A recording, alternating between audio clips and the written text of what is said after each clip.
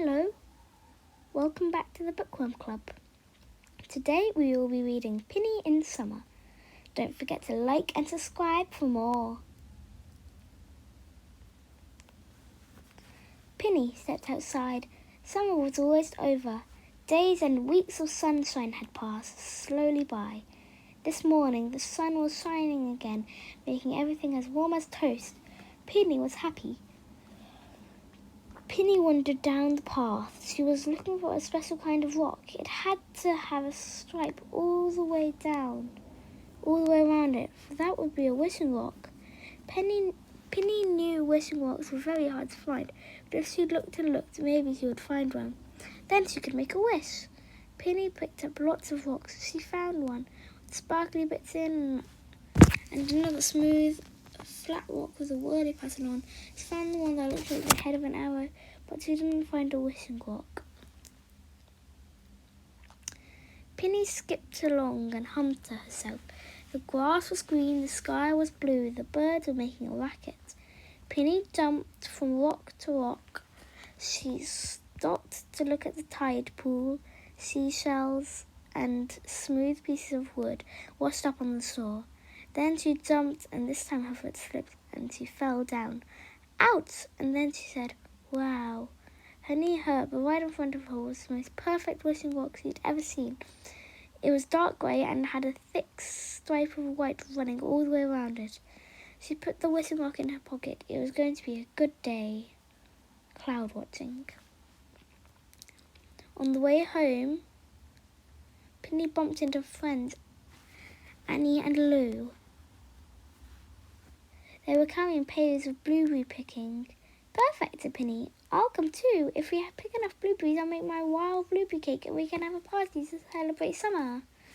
Big, puffy clouds sailed across the sky. Seagulls swooped overhead, gliding up and down on the wind. Look at those clouds, said Pinny. She lay in the grass. Annie and Lou did too. The sky was enormous, and they all watched the clouds floating high above them. They saw clouds that looked like feathers and fish and dragons. One cloud looked like a cake. It reminded her of the cake Pinny was going to bake. The three friends jumped up and headed off to Blueberry Hill.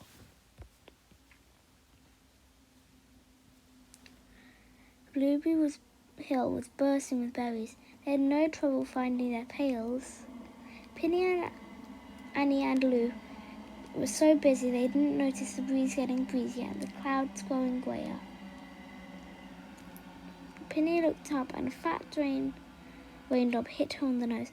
Oh no, said Pinny. Let's run! The rain came down faster and faster.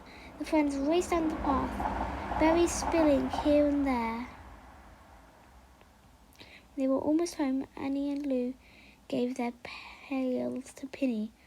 We'll be over later for the party. Pinny's shoes were so wet that she took them off and ran the rest of the way home, with her bare feet squelching in the soft, wet grass. The seagull. Pinny was tired from running all the way home. She curled up in a chair to read a book and dry off. She was enjoying her book so much that she didn't hear a tapping at the window. When the tapping came again, Pinny thought there was someone at the door. She hopped out of her chair and peered outside. There was no one there.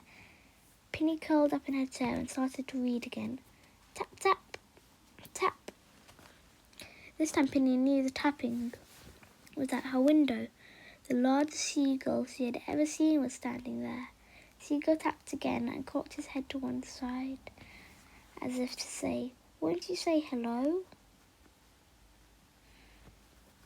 Pinny opened the window. Hello to you too.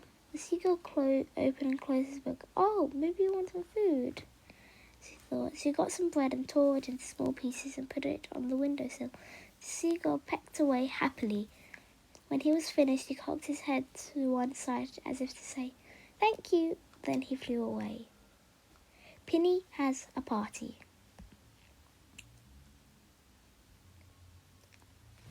clink, clink, clink went the dishes as Pinny prepared her party to make her wild blueberry cake. Pinny beat and mixed all the ingredients together. Then she folded the fresh blueberries. Then she poured the batter into the pan and put it in the oven. When the cake had baked and cooled, Pinny piled whipped cream on top. She was so pleased with the cake that she did a little dance around the kitchen. Pinny carried the cake over to the picnic table, went to get the big pot of tea. Friends would arrive soon. She wanted to be ready. The kettle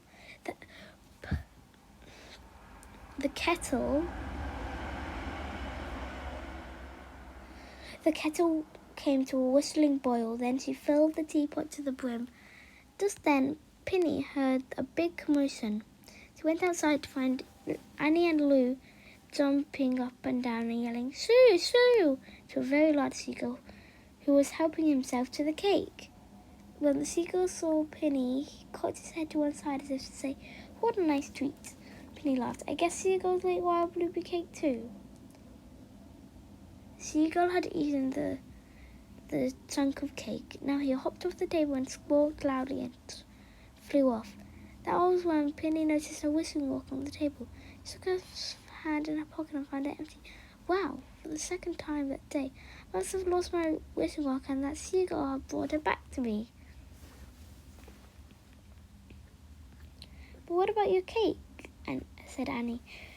"We have nothing for our party." "So we do. We have lots of extra blueberries and whipped cream. We can feast on that, and tomorrow I'll make my wild blueberry cake again." The three friends enjoyed their feast as evening rolled in. When it was time to go home, Annie and Lou made plans to meet the next day to pick more blueberries.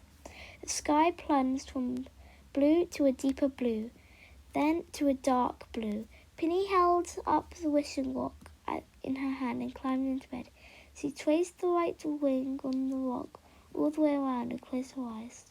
"I wish for another perfect day tomorrow." Pinny yawned and fell asleep. Come back next.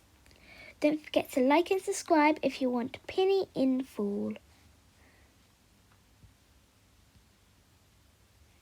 When this video gets, let's say, 100 likes, then we can do Pinny in full.